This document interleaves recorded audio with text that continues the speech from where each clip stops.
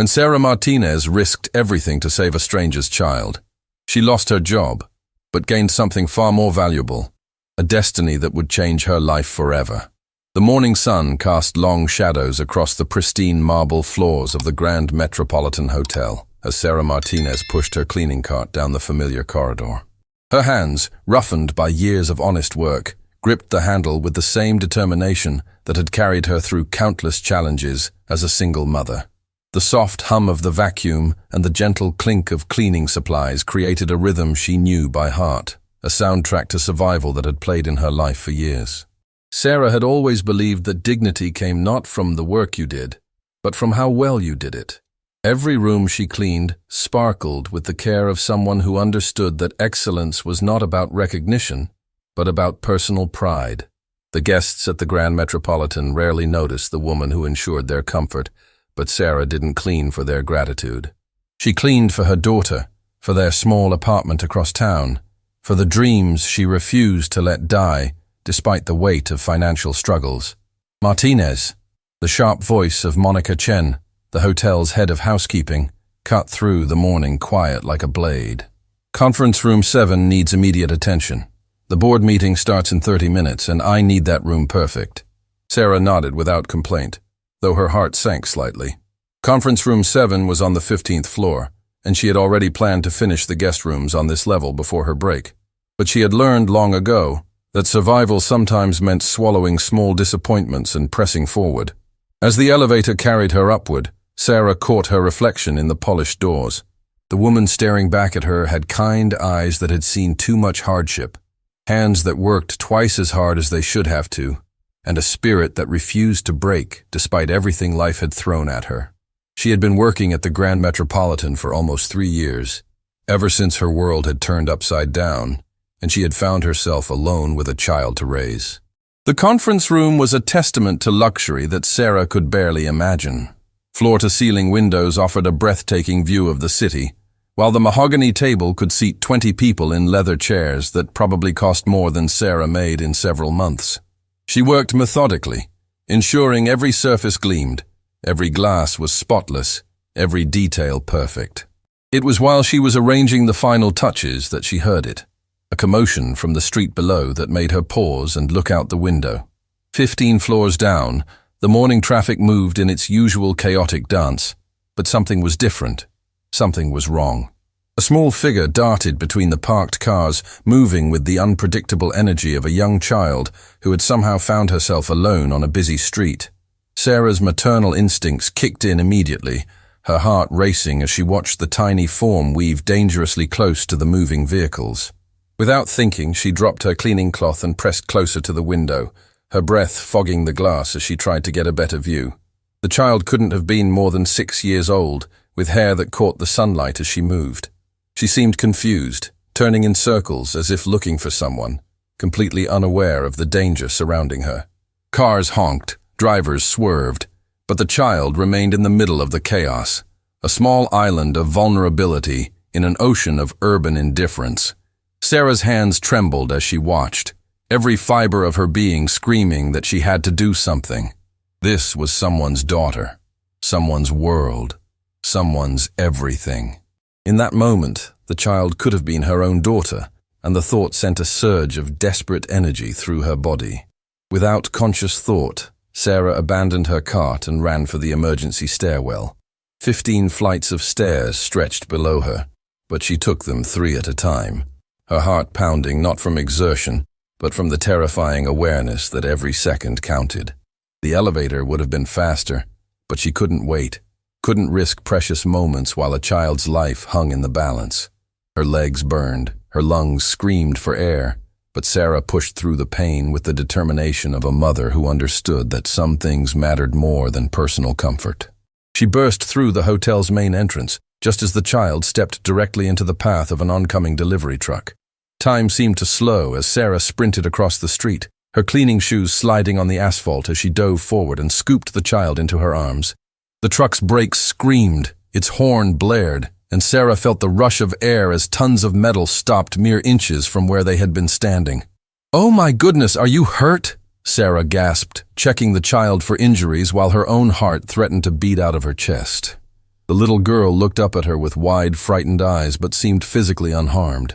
"I was looking for my daddy," the child whispered, her voice trembling.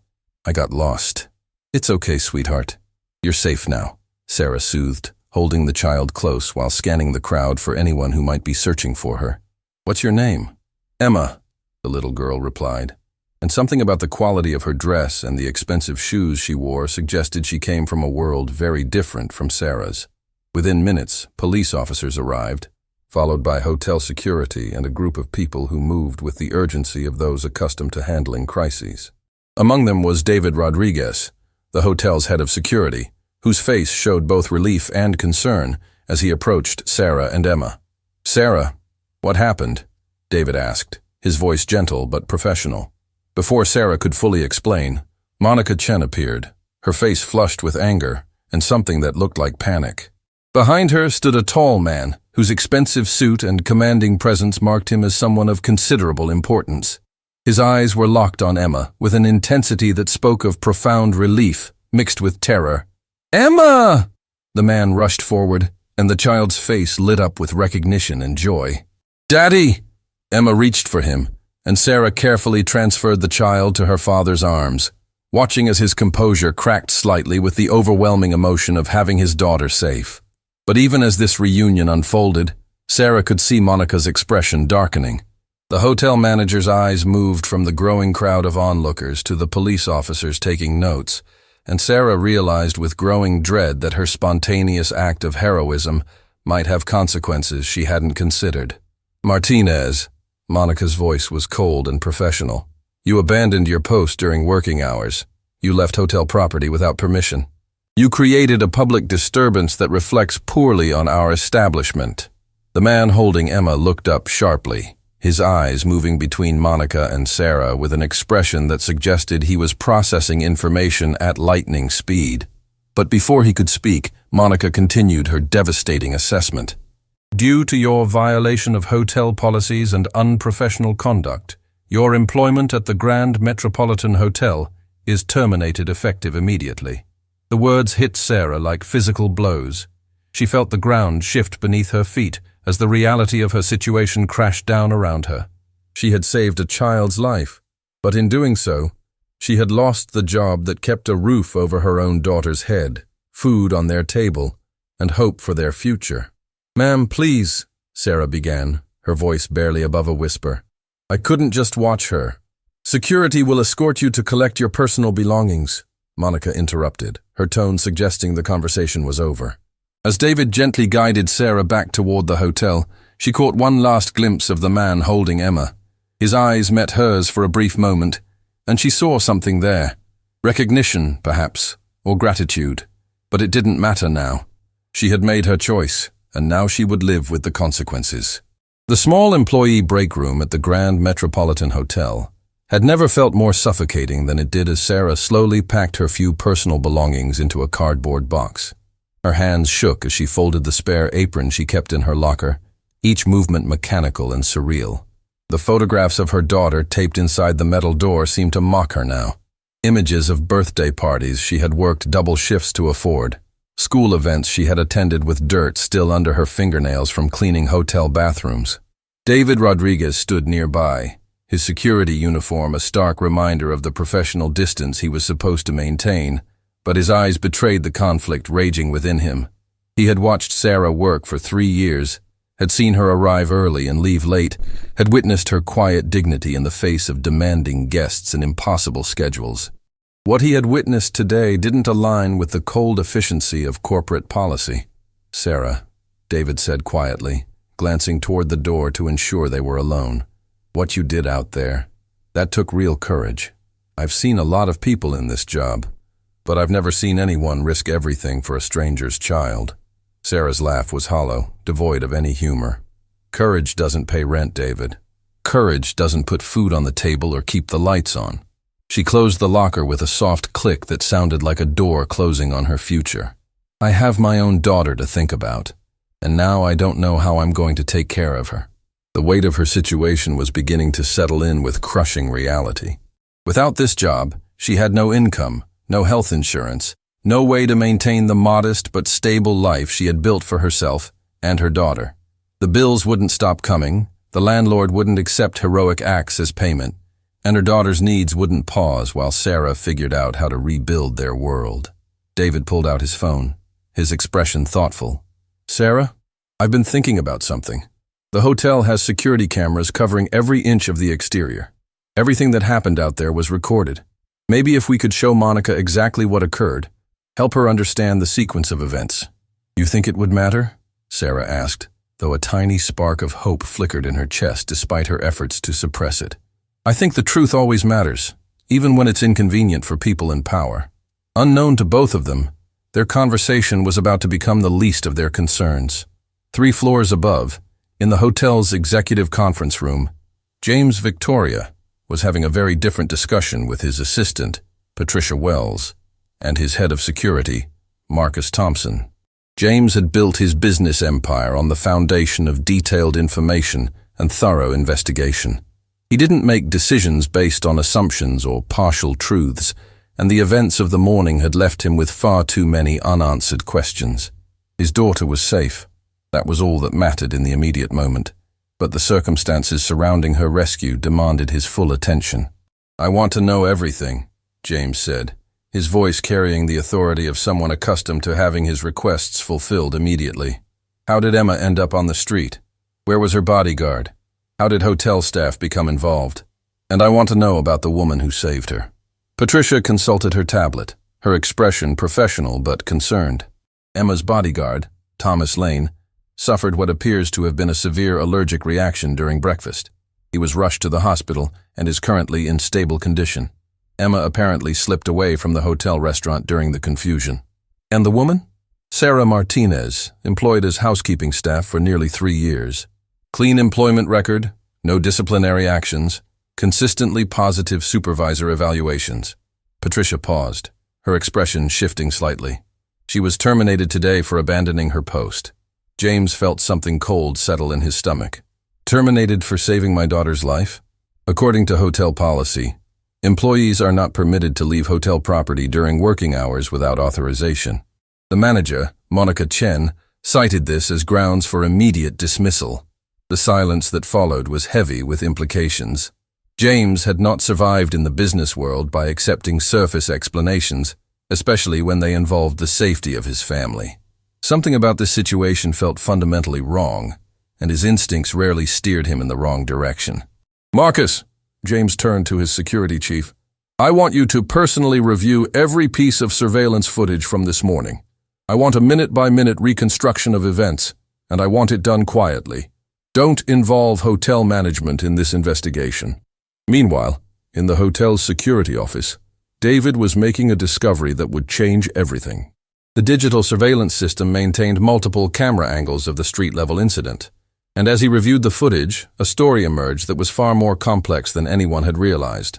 The timestamp showed Emma exiting the hotel restaurant at precisely 9:47 a.m., moving with the determined purpose of a child who believed she knew where she was going. The cameras tracked her path through the lobby, past the distracted attention of staff members dealing with the medical emergency involving her bodyguard. She pushed through the revolving door with the confidence of someone who had done this before. But once on the street, her certainty evaporated. David watched as the small figure became increasingly agitated, turning in circles, approaching strangers who were too busy with their own concerns to notice a lost child. The footage showed her stepping closer and closer to the traffic, her movements becoming more erratic as her fear grew. Then, at 9:52 a.m., the camera captured Sarah's face appearing at the 15th floor window. Even through the digital recording, David could see the exact moment when maternal instinct overrode everything else. Her expression changed from routine professionalism to absolute terror as she realized what she was witnessing. The next footage was from the stairwell emergency cameras, showing Sarah taking the stairs with reckless speed, her cleaning uniform a blur as she raced against time and traffic. The street-level cameras captured the final moments. Sarah's desperate sprint across the intersection, her dive to scoop Emma from the path of the delivery truck, the way she shielded the child with her own body, even as the vehicle's brakes screamed in protest. But there was something else in the footage that made David's blood run cold. In the moments before Sarah's arrival, Emma had stepped directly into the path of not one, but 3 different vehicles. Each time, only luck and the quick reflexes of drivers had prevented tragedy. Sarah's intervention hadn't just saved Emma from potential harm. It had saved her from certain death. David's phone rang, interrupting his review of the footage. The caller ID showed Marcus Thompson, and David answered with some hesitation. "Rodriguez, this is Thompson. I'm conducting an investigation on behalf of Mr. Victoria regarding this morning's incident. I need to speak with you immediately, and I need a copy of all surveillance footage from 9:30 to 10:30 a.m. Sir, I've been reviewing that footage myself. There are some things you need to see. I'm on my way down." As David waited for Marcus Thompson's arrival, he made a decision that would prove crucial to everything that followed. He created backup copies of the surveillance footage and secured them in his personal files. Something told him that this evidence might become very important, and he wanted to ensure it couldn't disappear into corporate bureaucracy or legal maneuvering. Sarah, meanwhile, had made her way home to the small apartment she shared with her daughter, Lucy. The building was old, but well-maintained, a testament to Sarah's belief that even limited resources could create a home filled with love and dignity. Lucy was at school, unaware that her mother's world had just collapsed, and Sarah was grateful for these few hours to process what had happened before she would have to explain their new reality to an 8-year-old who trusted her to keep their world stable. She sat at the small kitchen table, staring at the bills that had arrived in the morning mail, calculating and recalculating numbers that refused to add up to anything hopeful. Without her hotel income, they had perhaps 3 weeks before the situation became truly desperate. She would need to find new employment immediately, but the job market was competitive, and gaps in employment history raised questions she wasn't sure she could answer satisfactorily. The phone rang, startling her from her grim calculations. The caller ID showed a number she didn't recognize, and she almost didn't answer. But something made her pick up the call, perhaps the desperate hope that it might be job-related. "Ms. Martinez, this is Marcus Thompson, head of security for Victoria Industries. I'm calling regarding the incident at the Grand Metropolitan Hotel this morning. I would very much like to speak with you about what happened." Sarah's heart began to race. I don't understand. I'm not in trouble, am I? I know I lost my job, but I couldn't just watch that little girl." "Ms. Martinez, you're not in trouble. But there are aspects of this situation that require investigation, and your perspective would be extremely valuable. Would you be willing to meet with me this afternoon?" The conversation that followed would mark the beginning of Sarah's understanding that her spontaneous act of heroism had set in motion events far beyond her comprehension. Forces were aligning that would either destroy what remained of her carefully constructed life or transform it in ways she could never have imagined. The afternoon sun streamed through the windows of Pinnacle Cafe, a small establishment 3 blocks from the Grand Metropolitan Hotel, where Sarah had agreed to meet Marcus Thompson. She arrived early, her hands trembling slightly as she ordered a simple coffee she couldn't really afford, choosing a corner table where she could observe the entrance. The weight of unemployment pressed down on her shoulders like a physical burden, and every passing minute reminded her that she should be job hunting instead of sitting in meetings about situations beyond her control. Marcus Thompson entered precisely on time, his professional demeanor immediately recognizable even in civilian clothes.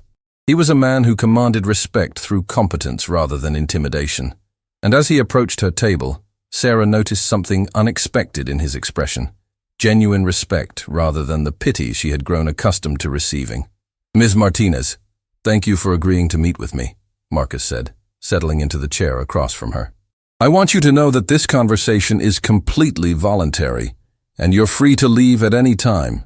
Sarah wrapped her hands around her coffee cup, drawing warmth from the ceramic. "Mr. Thompson, I'm not sure what I can tell you that you don't already know. I saw a child in danger, I acted on instinct, and I lost my job. That's the whole story. Actually, Ms. Martinez, I believe there's much more to this story than anyone realizes." Marcus placed a tablet on the table between them, its screen dark but somehow ominous. "I've spent the afternoon reviewing surveillance footage from multiple angles, and what I've discovered changes everything about how we understand what happened this morning." With careful deliberation, Marcus activated the tablet and turned it so Sarah could see the screen. "This is footage from the hotel's exterior cameras beginning at 9:45 a.m. Sarah watched in silence as the events of the morning played out in digital clarity. She saw Emma emerge from the hotel, witnessed the child's growing confusion and fear, observed the moment when a lost little girl became a child in mortal danger. But seeing it from this perspective, Sarah realized something that had been hidden from her in the heat of the moment. "She nearly died 3 separate times before you reached her," Marcus said quietly. "The delivery truck that stopped when you grabbed her was actually the 4th vehicle she had wandered in front of. The first 3 drivers managed to avoid her through reflexes and luck, but their evasive maneuvers were becoming more erratic. The next impact would have been inevitable." The footage continued, showing Sarah's desperate descent down 15 flights of stairs, her sprint across the busy intersection, the precision timing required to reach Emma at the exact moment when intervention would make the difference between life and death. From this angle, Sarah could see details that had been invisible to her in the moment. The delivery truck's driver fighting to control his vehicle, the expressions of horror on the faces of witnesses, the impossibly narrow window of time that had made rescue possible. "Ms. Martinez, in my professional opinion, your actions didn't just prevent potential harm to Emma Victoria. They prevented certain tragedy." "Without your intervention, Mr. Victoria would have lost his daughter today." Sarah felt the blood drain from her face as the full magnitude of what had occurred began to settle in her mind. She had known the situation was dangerous, but seeing it from this perspective revealed just how close they had all come to an unthinkable outcome. "There's something else you need to understand," Marcus continued, his voice taking on a more serious tone. "Emma Victoria is not just any child. She's the daughter of James Victoria, founder and CEO of Victoria Industries. Mr. Victoria is one of the most influential business leaders in the country, and Emma is the center of his world." The name Victoria Industries struck Sarah like lightning. Even someone in her position knew that name. The company owned hotels, restaurants, construction firms, and technology companies across multiple states. Their corporate logo was visible on buildings throughout the city, and their charitable foundation was regularly featured in news stories about education and community development. "I don't understand," Sarah said, her voice barely above a whisper. "If she's so important, how did she end up alone on the street?" Marcus's expression darkened slightly. "Emma's personal bodyguard, Thomas Lane, suffered a severe allergic reaction during breakfast. He's recovering well, but the medical emergency created confusion and distraction. Emma, being a curious and independent child, took advantage of that distraction to explore on her own." "But why was she at the Grand Metropolitan in the first place?" "Mr. Victoria was conducting business meetings there this morning. Emma often accompanies him to his offices and meetings. She enjoys the activity and he prefers to keep her close when possible. The hotel's restaurant has always been a safe environment for her." Sarah processed this information, trying to understand how it connected to her current situation. "Mr. Thompson, I appreciate you explaining all of this to me, but I still don't understand why it matters. I still lost my job, I still have bills to pay, and I still need to figure out how to take care of my daughter." Marcus leaned forward, his expression intense. "Ms. Martinez, it matters because Mr. Victoria doesn't know any of this yet. The hotel management provided him with a very different version of events. They told him that a hotel employee had created a disturbance that required police intervention, that the situation had been handled appropriately according to company policy." The revelation hit Sarah like a physical blow. "They made it sound like I caused the problem. Not explicitly, but they certainly didn't present you as the hero of this story. Mr. Victoria has no idea that you saved his daughter's life, and more importantly, he has no idea that you were fired for doing so." Sarah felt anger rising in her chest, a burning sensation that she rarely allowed herself to experience. She had spent years accepting unfairness as an inevitable part of life, swallowing injustice because fighting it seemed impossible. But this was different. This wasn't just about her anymore. "What happens now?" she asked.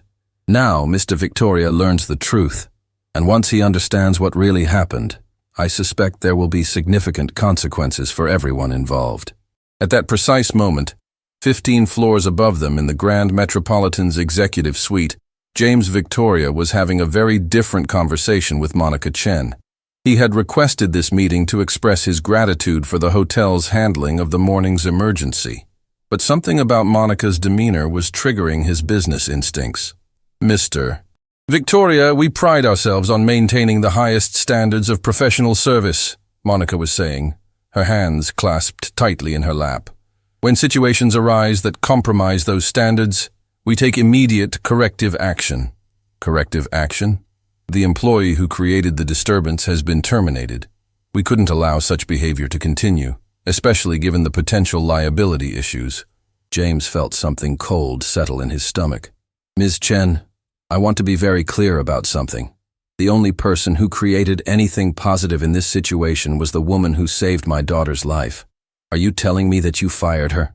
Monica's composure cracked slightly. Mr. Victoria, company policy is very clear about employees leaving their assigned areas during working hours. We simply cannot make exceptions, regardless of circumstances. The silence that followed was deafening. James Victoria had built his empire by understanding people, by reading the subtleties of human behavior that others missed. What he was reading now filled him with a rage so pure and cold that it took every ounce of his self-control to remain seated. Ms. Chen, I think there may be some confusion about the facts of this situation. I'm going to have my security team provide you with a complete briefing about what actually occurred this morning.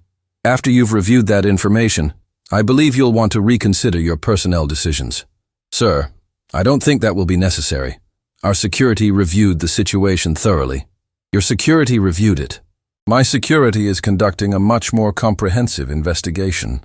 James stood, his movement carrying the quiet authority of someone accustomed to being obeyed. Ms. Chen, you have until tomorrow morning to provide me with a complete explanation of your decision-making process regarding this situation. I suggest you spend tonight reviewing every piece of available evidence very carefully. As James left the hotel, his phone was already buzzing with messages from Marcus Thompson.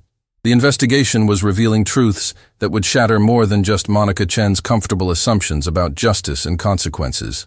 The early morning light cast long shadows across the marble lobby of the Grand Metropolitan Hotel as James Victoria entered through the main doors, his presence commanding immediate attention from staff members who recognized power when they saw it.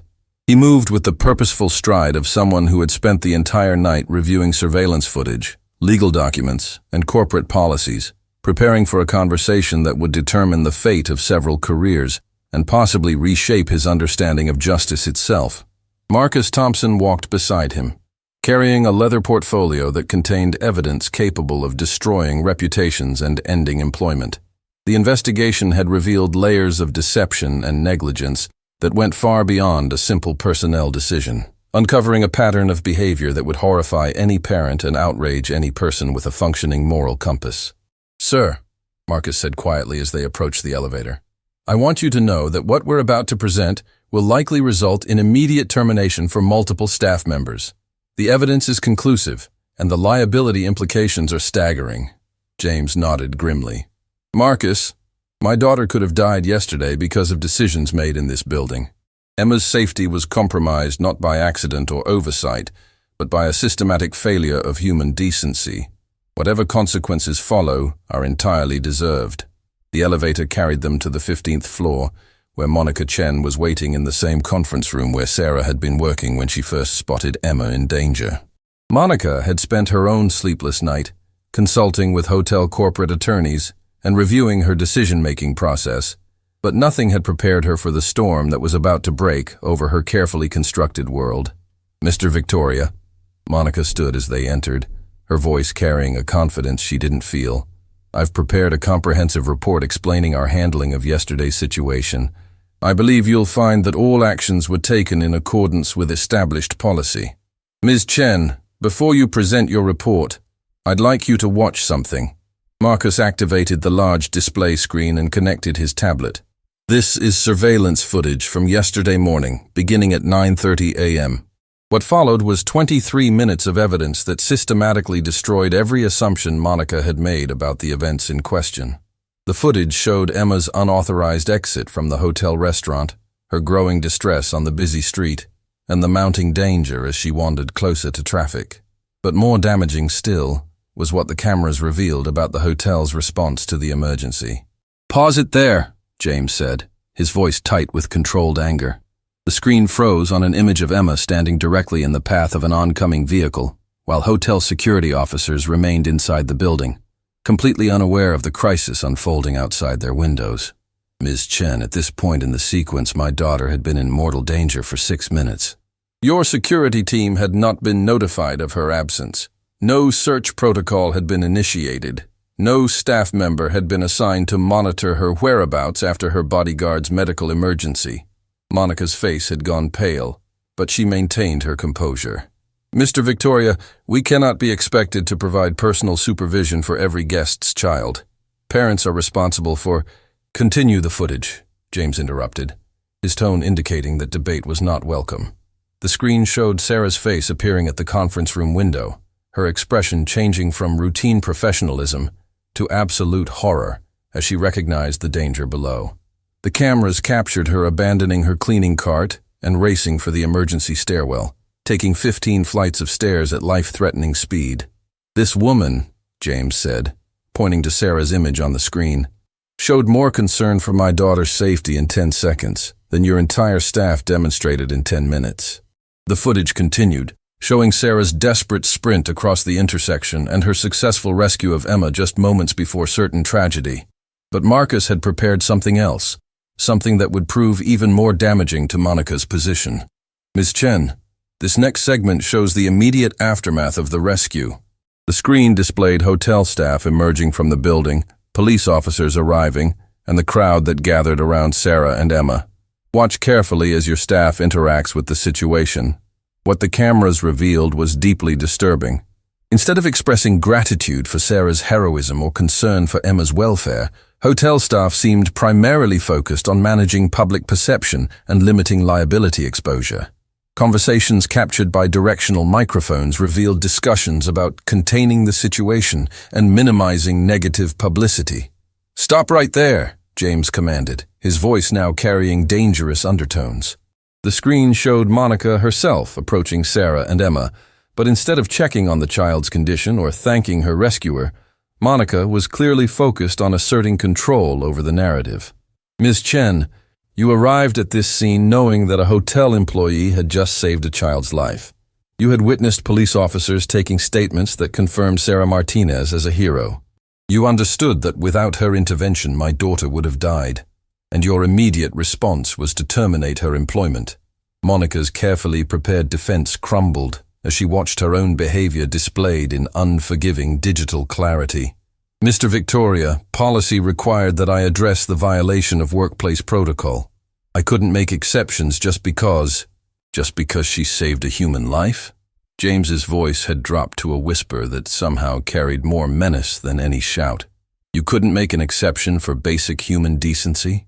Marcus stepped forward, opening his portfolio. "Ms. Chen, there's additional evidence you need to see. We've discovered that Thomas Lane's allergic reaction was caused by food contamination in your restaurant kitchen. The meal that nearly killed Emma's bodyguard contained allergens that were specifically noted on his dietary restriction form, a form that was ignored by kitchen staff. The implications hit Monica like physical blows. Not only had her hotel's negligence created the conditions that put Emma in danger, but her decision to fire Sarah had punished the only person who had acted to prevent tragedy. Furthermore," Marcus continued, "we've learned that this isn't the first time safety protocols have been compromised in this establishment. Our investigation has uncovered 3 previous incidents where guest safety was subordinated to operational convenience." James stood, his movement carrying the quiet authority of someone who had reached the end of his patience. "Ms. Chen, I want you to understand something very clearly. Sarah Martinez risked her career, her financial security, and her physical safety to save my daughter's life. She acted with courage and compassion while your staff failed at every level to protect a child in their care. Sir, I understand your concerns, but you understand nothing." James's interruption was final and absolute. "You terminated an employee for demonstrating the highest standards of human decency while your own performance was characterized by negligence and moral cowardice." The silence that followed was crushing. Monica realized that her career was ending in real time, that the corporate attorneys she had consulted could not protect her from the consequences of choices that revealed fundamental character flaws. "Mr. Victoria," she said weakly, "what do you want from me?" "I want Sarah Martinez reinstated immediately with full back pay and a formal apology. I want comprehensive safety protocol reforms implemented throughout this hotel.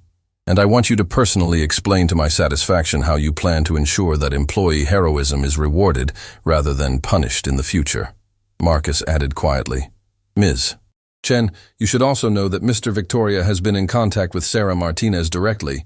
He's offering her opportunities that extend far beyond hotel housekeeping."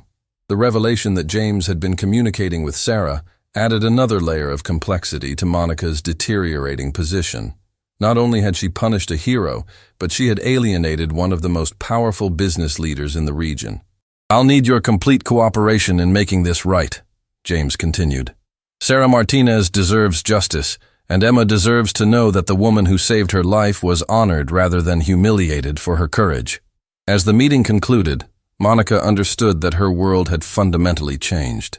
The decisions she had made based on rigid adherence to policy had revealed a complete absence of wisdom, compassion, and basic human understanding. Outside the hotel, Sarah was dropping her daughter Lucy off at school, unaware that her life was about to transform in ways she could never have imagined. The phone call that would change everything was only hours away. Sarah stood at her kitchen window, watching the morning rain streak down the glass, while Lucy finished her breakfast before school. The past few days had been a whirlwind of phone calls, meetings, and revelations that seemed too extraordinary to be real. Her small apartment, once a symbol of barely making ends meet, now felt like the calm center of a storm that was reshaping everything she thought she knew about justice and possibility. "Mom, you keep staring out that window like you're waiting for something amazing to happen," Lucy said, her 8-year-old wisdom cutting straight to the heart of her mother's emotional state. "Are you okay?" Sarah turned from the window and knelt beside her daughter's chair, studying the face that had been her motivation through every difficult decision and sleepless night. Lucy had inherited her father's curiosity and her mother's determination, creating a combination that promised great things for her future. "Lucy, do you remember when I taught you that doing the right thing doesn't always lead to immediate rewards, but it always leads to being able to sleep peacefully at night?" "Yeah. You said that when I told you about helping Tommy Martinez when the bigger kids were being mean to him. Well, sometimes the universe has a way of surprising us. Sometimes doing the right thing leads to rewards we never could have imagined." Before Lucy could respond, Sarah's phone rang with the number she had come to recognize as life-changing. James Victoria's calls had become the highlight of her days, each conversation revealing new layers of gratitude and respect that still felt surreal to someone who had spent years being invisible to people in positions of power. "Good morning, Sarah. I hope I'm not calling too early." "Not at all, Mr. Victoria. Lucy and I were just discussing the importance of doing the right thing, which seems quite appropriate given our recent conversations." James's laugh carried genuine warmth. "Sarah, I've been thinking about our discussions regarding your future opportunities, and I believe it's time we moved from conversation to action. Would you be available for a meeting this afternoon? There's someone I'd very much like you to meet." "Of course. Should I ask what this is about?" "Let's just say that your expertise in languages and cultural communication has attracted attention from some very interesting quarters. I think you'll be pleasantly surprised by what we've arranged." After ending the call, Sarah helped Lucy gather her school supplies, their morning routine a comforting constant amid the extraordinary changes swirling around their lives. The walk to school took them past the Grand Metropolitan Hotel, where Sarah noticed workers removing Monica Chen's nameplate from the management office window. "Mom, isn't that where you used to work?" Lucy asked, following her mother's gaze. "Yes, sweetheart. But sometimes when one door closes, the universe opens windows we never knew existed." The afternoon meeting took place in the executive offices of Victoria Industries, a building Sarah had admired from the outside but never imagined entering as anything other than a visitor. The lobby alone spoke of success and influence that existed in a completely different universe from her previous experience. Yet James Victoria's assistant, Patricia Wells, greeted her with the same respect she might show to any important business partner. "Ms. Martinez, Mr. Victoria is waiting for you in the main conference room. He's quite excited about today's presentation." The conference room overlooked the city from the 30th floor, offering a perspective that made Sarah's daily struggles seem both smaller and more significant simultaneously. James stood as she entered, accompanied by a woman whose professional presence immediately commanded attention. "Sarah, I'd like you to meet Dr. Helen Parker, Director of International Relations for the Global Cultural Exchange Foundation. Helen Parker extended her hand with a smile that suggested she already knew more about Sarah than their introduction implied. Ms. Martinez, I've heard remarkable things about your linguistic abilities and your experience with international cultural mediation. Mr. Victoria has shared some fascinating details about your background. Sarah shook Helen's hand, feeling slightly overwhelmed by the formal introduction. Dr. Parker, I'm not sure what Mr. Victoria has told you, but I should clarify that my recent employment has been in hotel housekeeping, not international relations. Actually, Sarah, James interjected, Dr. Parker has reviewed your complete professional history, including your work with the Hungarian consulate and your academic publications on Eastern European cultural integration. She's here because the Foundation has been searching for someone with your exact qualifications. Helen opened her portfolio, revealing documents that made Sarah's heart race with possibilities she had forced herself to stop imagining. Ms. Martinez, the Global Cultural Exchange Foundation facilitates international adoption processes, cultural integration programs, and linguistic mediation services. We work with families, corporations, and government agencies to bridge communication gaps that can determine the success or failure of life-changing decisions. The position we're offering, James added, involves traveling to various countries to facilitate complex cultural negotiations. You would be working with families who are navigating international adoption procedures, businesses establishing overseas partnerships, and individuals seeking to reconnect with ancestral cultures. Sarah felt the room spinning slightly as the magnitude of what they were discussing settled in her mind. I don't understand. How does this connect to what happened at the hotel? Helen leaned forward, her expression serious but encouraging. Ms. Martinez, when James told me about your spontaneous decision to risk everything to save a child, it revealed something about your character that can't be taught or trained. International cultural work requires people who can make instant decisions based on human compassion, rather than bureaucratic protocol. Furthermore, James continued, your linguistic skills are exactly what we need for several current projects. We have families in Hungary, Romania, and the Czech Republic who are struggling with adoption procedures because of communication barriers. Your expertise could reunite children with loving families. The irony was not lost on Sarah. Her own struggles as a single mother had given her profound empathy for families facing separation and uncertainty, while her academic background provided the technical skills to help resolve their challenges. The compensation, Helen said, consulting her documents, would be significantly above standard rates for this type of work. James has insisted that we recognize not only your professional qualifications, but also your demonstrated character and integrity. James smiled at Sarah's expression of disbelief. Sarah, you saved Emma's life without any thought of reward or recognition. You acted purely from maternal instinct and human decency. Those qualities are exactly what families in crisis need from the people helping them navigate complex international systems. But what about Lucy? I can't be traveling internationally with an 8-year-old daughter. Actually, Helen said, that's been considered.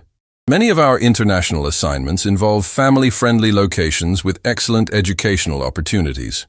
Lucy could experience cultural immersion that would be invaluable for her development, and you would be providing her with a global perspective that money can't buy. Sarah thought about Lucy's excitement over learning about different countries in school, her daughter's natural curiosity about languages and cultures. This opportunity could provide Lucy with experiences that would shape her entire worldview. There's one more thing, James said, his tone becoming more personal. Emma has been asking about you constantly. She wants to thank you properly for saving her life, and she's been insistent about wanting to be friends with Lucy. Would you be open to arranging a meeting between the girls? The thought of Emma and Lucy becoming friends, of their families building connections based on genuine care rather than professional obligation, filled Sarah with warmth she hadn't experienced in years. Mr. Victoria, Dr. Parker, I need some time to process all of this. It's more opportunity than I ever imagined possible. Of course, Helen said. Take all the time you need. But Sarah, I want you to know that this isn't charity or pity. This is recognition of exceptional qualifications and character. You've earned this opportunity through years of hard work and a moment of extraordinary courage. As Sarah left the Victoria Industries building, She realized that her decision to save Emma had set in motion a transformation that extended far beyond employment or financial security. She was being offered the chance to rebuild her professional life around work that mattered, in environments that would enrich both her daughter's future and her own sense of purpose. The morning sun filtered through the windows of Central Memorial Hospital as Sarah walked down the corridor carrying a small bouquet of flowers and a card signed by both her and Lucy. The past week had been a careful process of verification and background checks, during which Dr. Helen Parker's team had thoroughly examined Sarah's academic credentials, work history, and character references. What they discovered had exceeded even James Victoria's expectations. Sarah's former colleagues described her as one of the most dedicated and skilled professionals they had ever worked alongside. Thomas Lane occupied a private room on the 4th floor, his recovery from the severe allergic reaction progressing well under careful medical supervision. When Sarah knocked gently on his doorframe, she found a man in his early 30s whose grateful expression immediately put her at ease. "Ms. Martinez," Thomas said, attempting to sit up straighter in his hospital bed. "Mr. Victoria told me you wanted to visit. I can't begin to express how grateful I am for what you did." Sarah placed the flowers on his bedside table and took the chair James had arranged for their meeting. "Mr. Lane, I wanted to see how you were recovering, but more importantly, I wanted you to know that nobody blames you for what happened. Medical emergencies are beyond anyone's control." Thomas's eyes filled with emotion. "Ms. Martinez, I've been Emma's bodyguard for 2 years. Protecting her is not just my job, it's my purpose. When I think about what could have happened because I couldn't do my duty—" "You couldn't breathe, Mr. Lane. The doctor said the allergic reaction could have been fatal if you hadn't received immediate medical attention. You're not responsible for restaurant staff ignoring your dietary restrictions." The conversation was interrupted by the arrival of Emma herself, accompanied by James and a young girl with curious eyes and a shy smile, whom Sarah immediately recognized as someone special to this family dynamic. "Miss Sarah!" Emma exclaimed, running to embrace the woman who had saved her life. "Daddy said you were visiting Tommy. Are you feeling better now, Tommy?" "Much better, Emma, thanks to excellent doctors and kind visitors." James approached with the other child, his expression warm with anticipation. "Sarah, I'd like you to meet my niece, Sophia Victoria. She's been staying with us while her parents are traveling overseas, and she's become quite close to Emma." Sophia, who appeared to be around Lucy's age, stepped forward with the confidence of a child accustomed to meeting adults. "Ms. Martinez, Uncle James told me you speak lots of different languages. I'm learning French at school, but it's really hard. Languages can be challenging, Sophia, but they open doors to understanding people from completely different worlds. That's what makes them so valuable." Emma tugged on Sarah's sleeve, her excitement barely contained. "Ms. Sarah, when can I meet Lucy? Daddy showed me her picture and she looks really nice. Does she like to read?" "I love reading." The innocent enthusiasm in Emma's voice touched something deep in Sarah's heart. Here was a child who had faced genuine danger, but remained focused on friendship and connection rather than fear or trauma. "Emma, Lucy would love to meet you. She's been asking about you ever since I told her about our adventure together." James cleared his throat gently. "Actually, Sarah, that's part of why I wanted this meeting to happen here, with Thomas present. I want everyone who was affected by that day to understand how the situation has been resolved." He turned to address Thomas directly. "The Grand Metropolitan Hotel has implemented comprehensive safety protocol reforms. Monica Chen has been terminated, and the restaurant staff responsible for ignoring your dietary restrictions have been retrained. More importantly, the hotel has established a fund to compensate you for your medical expenses and lost wages." Thomas nodded appreciatively. "Mr. Victoria, I'm grateful for your thorough response. But honestly, knowing that Emma is safe and that Ms. Martinez has been treated fairly means more to me than any financial compensation." "Speaking of fair treatment," James continued, looking at Sarah, "I have some news about your new position with the Global Cultural Exchange Foundation. Dr. Parker has completed her verification process, and she's prepared to offer you a formal contract." Sarah felt her heart racing as James handed her an official document bearing the foundation's letterhead. The terms outlined were beyond anything she had dared to imagine.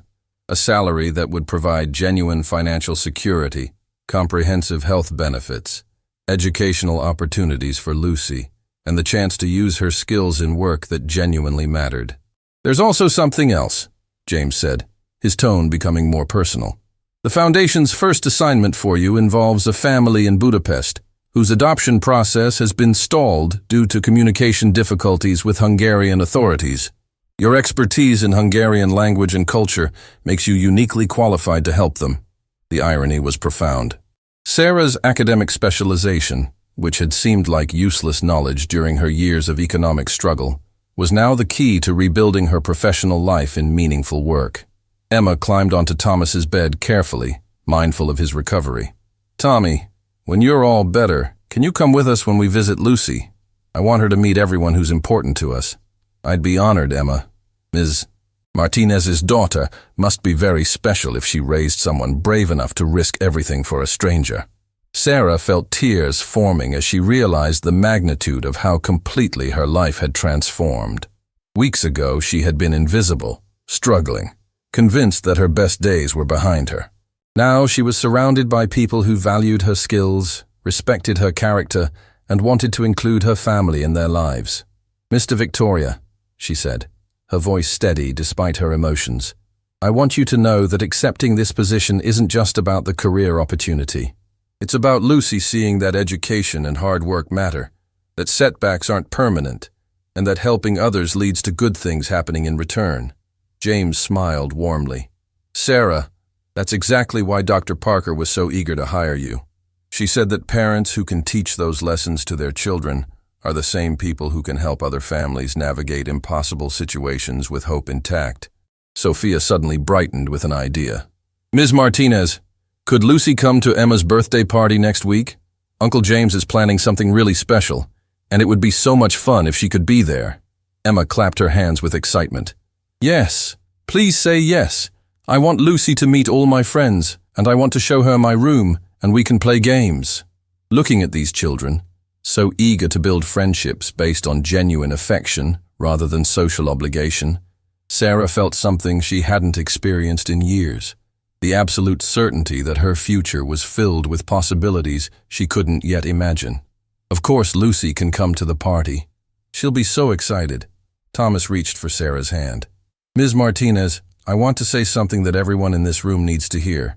What you did that day wasn't just about saving Emma's life. You showed all of us what courage looks like when it's not thinking about consequences, just about doing what's right. That's a lesson worth more than any amount of money." And as they prepared to leave the hospital, James placed a gentle hand on Sarah's shoulder. "Sarah, you've taught my daughter that heroes don't wear capes or badges. They wear whatever they happen to be wearing when someone needs help. That's a lesson she'll carry for the rest of her life." Walking through the hospital corridor with Emma's small hand in hers and Lucy's future bright with possibility, Sarah understood that redemption wasn't just about receiving recognition or reward. It was about discovering that the values she had clung to during her darkest moments had been preparing her for opportunities she never could have imagined. 1 year later, Sarah stood in the arrivals terminal of Budapest International Airport, watching Lucy's face light up with wonder as she took in the foreign signs and sounds around them. Their third international assignment with the Global Cultural Exchange Foundation had brought them full circle to the country where Sarah's academic expertise had first blossomed, and where they would help reunite the Kovac family with their adopted daughter from Romania. "Mom, I can't believe we get to live in a castle hotel for 2 weeks, Lucy said, her confidence in navigating international travel now matching her mother's professional expertise. The shy 8-year-old had transformed into a worldly 9-year-old who spoke basic Hungarian, intermediate French, and had developed an insatiable curiosity about different cultures. "It's not exactly a castle, sweetheart, but it is pretty spectacular," Sarah replied, her phone buzzing with a message from James Victoria. Even across continents, their friendship had remained constant, with regular video calls between the families and updates on each other's adventures. The message contained a photo of Emma and Sophia holding a handmade banner reading, "Welcome Home World Travelers," in 3 languages, preparing for Sarah and Lucy's return to celebrate Emma's 7th birthday the following month. Dr. Helen Parker had proven to be not just an exceptional boss, but a mentor who recognized Sarah's natural gift for cultural mediation. Each assignment had challenged Sarah in different ways, facilitating adoption proceedings in Prague, helping American families navigate educational systems in Germany, and now returning to Budapest to assist with the most complex case yet. "Ms. Martinez," a familiar voice called from across the terminal. András Török, the Hungarian attorney who had become a close colleague, approached with the warm smile of someone greeting old friends rather than business associates. "András, wonderful to see you again. Lucy, you remember Mr. Török from our video calls." Lucy stepped forward confidently, extending her hand and speaking in carefully practiced Hungarian. "Jó napot, Török úr, örülök, hogi ujra találkozunk." András's face broke into a delighted grin. "Lucy, your Hungarian pronunciation is excellent. You've been practicing diligently." As they traveled into the city, Sarah reflected on how dramatically their lives had changed. The modest apartment they had once struggled to afford had been replaced by a comfortable home with a dedicated office where Sarah could work remotely between international assignments. Lucy attended a private school where her multicultural experiences were valued rather than seen as unusual, and she had developed friendships with children from around the world. But perhaps the most significant change wasn't material. It was the confidence that came from knowing their worth was recognized and their contributions mattered. Sarah's work had helped dozens of families navigate complex international systems, while Lucy had developed a global perspective that would serve her throughout her life. The Kovacs case represented the culmination of everything Sarah had learned about human resilience and the power of persistent advocacy. Martin and Catalin Kovacs had been trying to complete the adoption of 6-year-old Anka from Romania for 18 months, facing bureaucratic obstacles that seemed designed to discourage rather than facilitate family formation. 3 weeks of intensive work later, Sarah stood in the Budapest courthouse, watching as the final adoption papers were signed, officially making Anka a member of the Kovacs family. The little girl who had spent years in institutional care now had parents who would love and protect her, and Sarah had played a crucial role in making that transformation possible. "Ms. Martinez," Martin Kovacs said, tears streaming down his face as he held his new daughter, "we will never forget what you've done for our family. Anka has parents now because you refused to accept that bureaucracy was more important than love." That evening, Sarah and Lucy sat in their hotel room video chatting with James, Emma, Sophia, and Thomas, who had fully recovered and returned to work with enhanced safety protocols that had become a model for other security firms. "Ms. Sarah," Emma said, her 7-year-old wisdom shining through the screen, "when you come home, I want to show you my school project about heroes. I wrote about how real heroes are people who help others even when it's hard. And I want to hear all about Anka," Sophia added. "Did helping her family feel as good as when you saved Emma?" Sarah considered the question carefully. "You know, Sophia, every time we help someone, it feels wonderful. But the most important thing I've learned is that we help others not because of how it makes us feel, but because it's simply the right thing to do." Lucy leaned into the camera. "Emma, when we get home, I want to teach you some Hungarian words. And maybe we can start planning which language we want to learn together next year." As the call ended, Sarah tucked Lucy into bed and stood by the window, looking out at the lights of Budapest. Her daughter had fallen asleep, clutching a small Hungarian flag and a photo of their extended family of friends scattered across 2 continents. The woman who had once cleaned hotel rooms while dreaming of using her education meaningfully now traveled the world facilitating life-changing moments for families in crisis. The single mother who had worried about paying next month's rent now had the financial security to provide her daughter with opportunities she had never dared imagine. But most importantly, the person who had acted on pure instinct to save a child's life had discovered that courage, once exercised, becomes easier to access when others need help. Sarah's phone displayed one final message from James. "Thank you for showing Emma and all of us that heroism isn't about extraordinary people doing impossible things. It's about ordinary people choosing to do what's right, regardless of the cost." As Sarah prepared for sleep, she realized that her story wasn't really about reward or recognition. It was about the profound truth that when we choose compassion over convenience, courage over comfort, and love over fear, we don't just change other people's lives, we discover who we were always meant to become.